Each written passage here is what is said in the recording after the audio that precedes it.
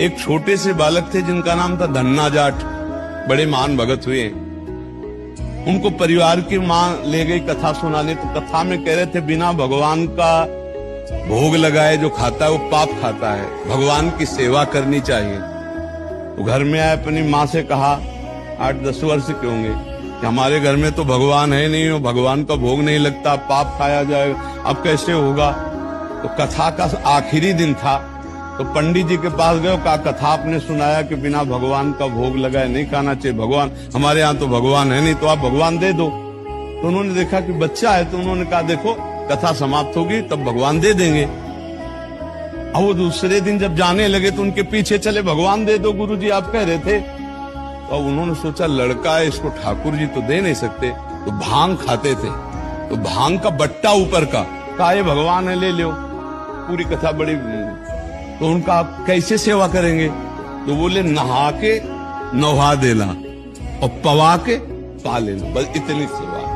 ओ इतने खुशी हो, देखो विश्वास है क्या, भांग का बट्टा, इतने खुशी हो गए कि मुझे ठाकुर जी मिल गए, मुझे भगवान मिल गए। घर में गए, नहाया और ठाकुर जी को ना, वही मतलब भांग के बट्टा को नाम, और बाजरे की रोटी गरीब आदमी सामने रखा, पाओ प्रभु। वहां प्रभु कहाँ, एक दिन हो गया, तो उन्होंने सोचा हमारे पास कुछ है नहीं, लगता पंडित जी के पास खीर पुआ सब सामग्री थी तो ठाकुर जी पाते, वो बिल्कुल ठाकुर जी मान रहे। दूसरा दिन हुआ फिर वही बाजरा, तीसरा दिन हुआ फिर वही बाजरे की रोटी। तो वो रो रो करके ऐसे भांग का बट्टा पकड़ा, कहने लगे प्रभु हमारे पास नहीं है कि हम तुम्हें खीर पूड़ी पुआ पवा सके, और गुरु जी ने कहा बिना पवाए पाना नहीं, अगर आप नहीं पाओगे तो हम चाहे मर जाएं लेकिन नहीं पाएंगे।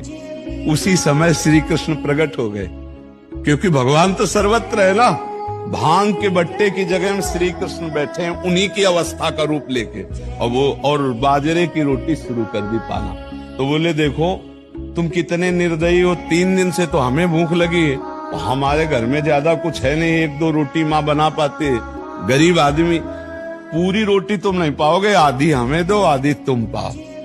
भगवान ने, और फिर जो लीला का विस्तार हुआ कि धन्ना सेठ हो गए, अपार वैभव।